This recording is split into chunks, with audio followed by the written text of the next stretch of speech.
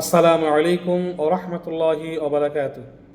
আজকে আমরা মহানবী সাল্লাল্লাহু আলাইহি ওয়াসাল্লামের নাসিহাত সম্পর্কে যে একটি হাদিস শুনব, যে আলোচনা আমরা দীর্ঘদিন যাবৎ করে যাচ্ছি।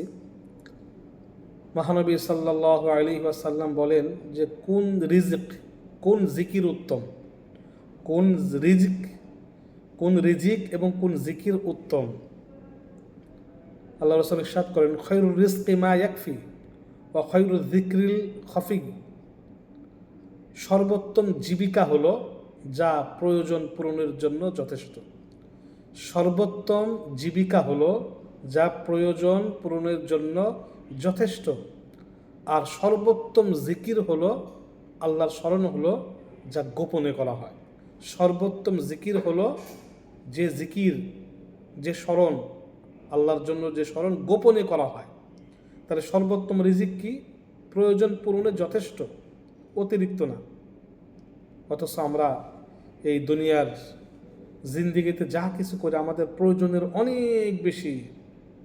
আমরা মনে করি আমাদের সন্তান সন্ততি, আমাদের নাতি পুতি, এর পরের 14 গোষ্ঠী কীভাবে খাবে, এই ব্যস্ততায় আমরা আমাদের জীবন শেষ করে ফেলি।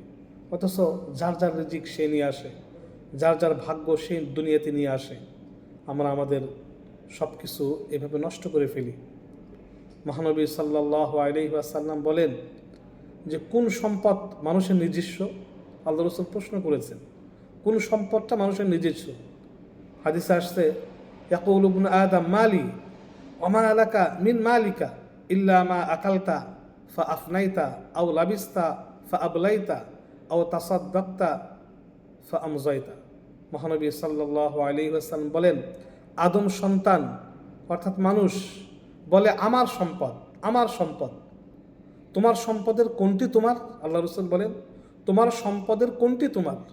যা খেয়েছো তা তো নিঃশেষ করে ফেলেছো, তা শেষ হয়ে গেছে, এটা তোমার না। যা পরিধান করেছো তা তো মলিন করে ফেলেছো, সেটাও নষ্ট হয়ে গেছে, এটাও তোমার না। আর যা দান করেছো তা তো করেই ফেলেছো। অর্থাৎ মানুষ যা কিছু পরকালের জন্য প্রেরণ করে, আল্লাহর আনুগত্য করে, গোলামি করে, ওইটাই শুধু নিজের, আর বাকি একটাও নিজের না। যেটা মানুষ সম্পদ হিসাবে রেখে যায় এটা ওয়ারিসদের, উত্তরাধিকারদের জন্য।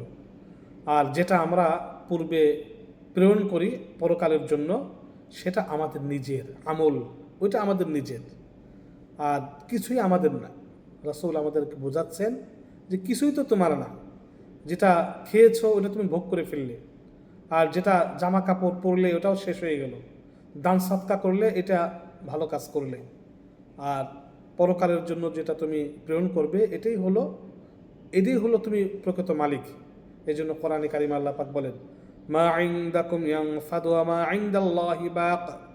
আল্লাহর কাছে যেটা জমা রাখবে, আল্লাহর ব্যাংকে অ্যাকাউন্টে যেটা প্রেরণ করবে, যে নেকি জমা রাখবে, সেটা তোমার, এবং অনেক উত্তম প্রতিদান সহ অনেক বেশি বৃদ্ধি করে আল্লাহ পাক রব্বুল আলামিন সেটা দান করবেন। এজন্য আমাদের সেই দিকে নজর দিতে হবে, পরকালের দিকে। আমরা আমার করি, আমার সম্পদ আসলে কিছুই আমাদের না। আমরা যখন মৃত্যুবরণ করব, আমাদের ঘর থেকে বের করে দেওয়া হবে। যে খাট তৈরি করার জন্য আমরা অনেক মেহনত করেছি, সেই খাটের থেকে আগে নামিয়ে ফেলা হবে। যে ঘর আমরা অনেক সুন্দরভাবে, অনেক সুন্দর কারুকার্য করে তৈরি করেছি, সেই ঘর থেকে আমাদেরকে বের করে দেওয়া হবে।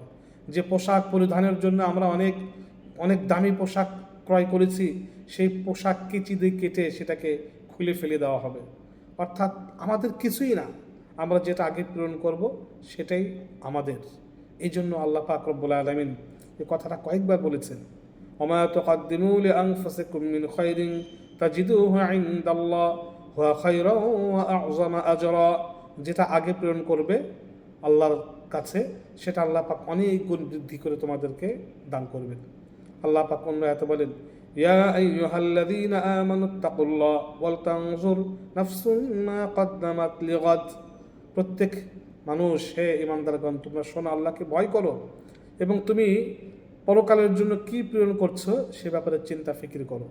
আগামীকালের জন্য তুমি কি প্রেরণ করছো, সেটাই আমাদের আসল সম্পদ, সেদিকে আমাদের বেশি দৃষ্টি দেওয়া উচিত, নজর দেওয়া উচিত।